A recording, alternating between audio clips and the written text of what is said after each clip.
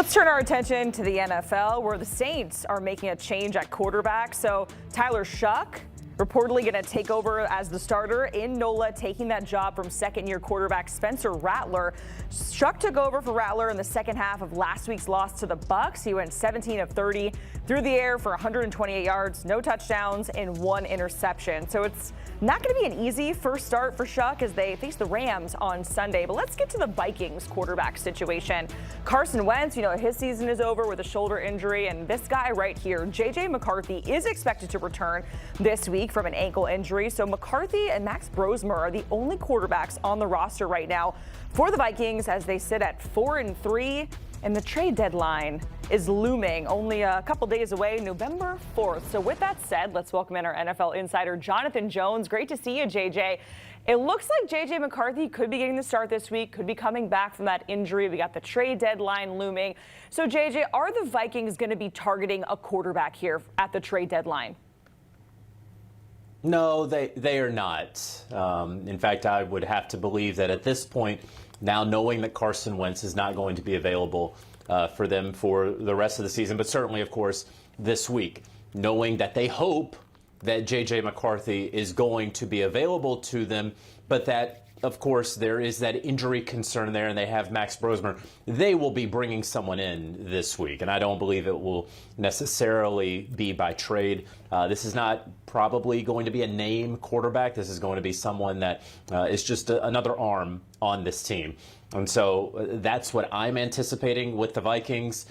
No big trade, no big name. Familiar face, probably someone who is familiar with Kevin O'Connell's offense so that they can just hopefully get back to form with J.J. McCarthy, hopefully returning.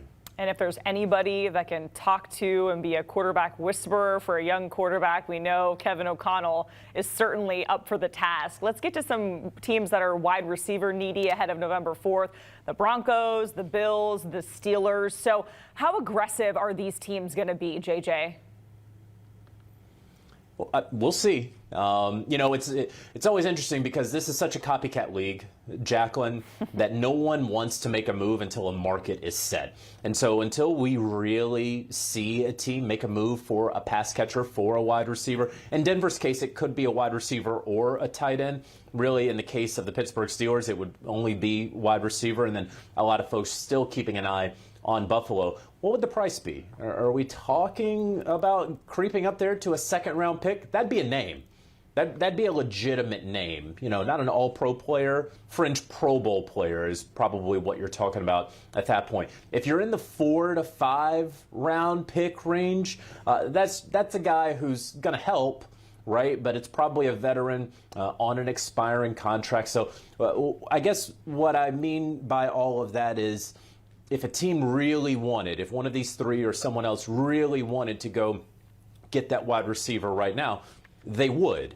But in this league, always around trade deadline, folks usually don't like to act until the market is set, lest they be considered fools across the NFL. So we'll see if that happens. The later you get in the week, the less likely anything is going to happen. I would say that tonight, maybe tomorrow morning, that if you don't have a trade done by then, that's really it for this week in terms of meaningful difference maker type of players that you could trade for this week. So sort of a wait and see situation, if you will, as of now when it comes to those wide receiver needy teams. If we get to the Ravens, it's a very interesting situation, right? Because Lamar is still working his way back from injury, and they're a team that we're thinking is looking for edge rushers, right? So how big did this win this past week really put them into the buyers category, JJ? So look, if they had lost last week, they're 1-6. And they are on a short week, which typically stinks. And probably for the majority of this team, stinks, right? Nobody likes playing games on Sunday, turn around and playing on Thursday.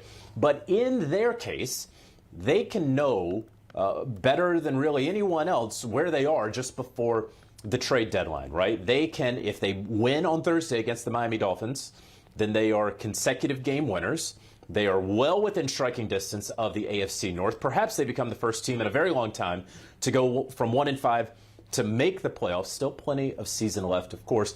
But they can spend the weekend looking around the NFL, continuing to scour around, potentially even setting the market if no one else wants to make a move at edge rusher, because there's plenty of teams that are interested in edge rushers, San Francisco, Indianapolis, just to name a couple.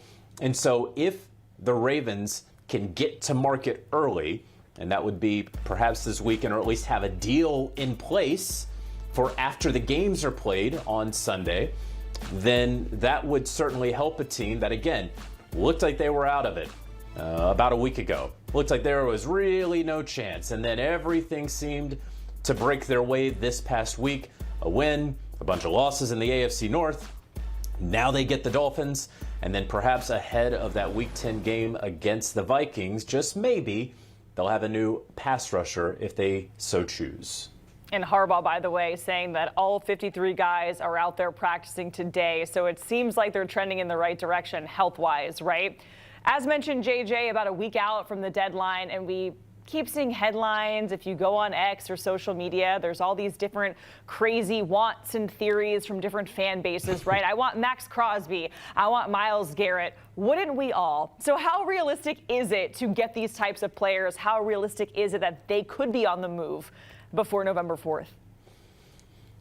Yeah, Jacqueline, fortunately, you and I together have not had to deal with such foolishness, right? I've tried. I've done my best at every turn to let folks know that the Philadelphia Eagles are very likely not trading A.J. Brown, because the defending Super Bowl champs with a true all-pro #1 wide receiver, like, work through your problems. Figure it out. They're not trading him, okay? The Miami Dolphins, they lose Tyreek Hill. They don't want to, just cash in on the season. That's why Mike McDaniel's still the head coach, right? Because they believe they can turn it around.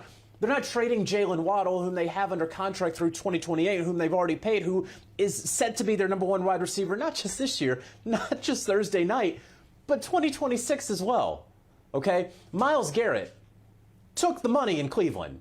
He has a no-trade clause. The Browns paid him. They're looking to build around him. They're not trading him. Max Crosby is a Las Vegas Raider, and when John Spytek took over as general manager, one of the very first things that they did there was pay Max Crosby, because the regime wanted to say, look, this is what it means to be a Raider. This guy does everything right. We are going to reward him and send a message to the entire locker room. They're not trading their best player because you think that your team could benefit from him. Of course they could. They like their guys.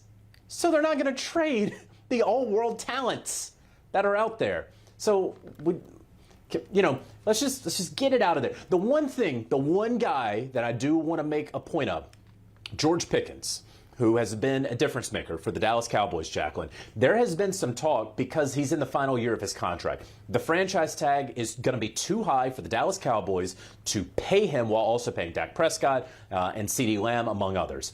So there's a thought out there that the Dallas Cowboys should trade George Pickens if they're not going to re-sign him in the offseason. There is some wisdom in that. However, what people are forgetting, Jacqueline, is if they do lose him in the offseason, they can get a compensatory pick from a team who would, of course, pay George Pickens. So unless somebody's willing to give them a first-round pick, and they already have 2 of them this upcoming year, I don't see George Pickens going anywhere. No one's giving a first-round pick for George Pickens. He will very likely remain a Dallas Cowboy.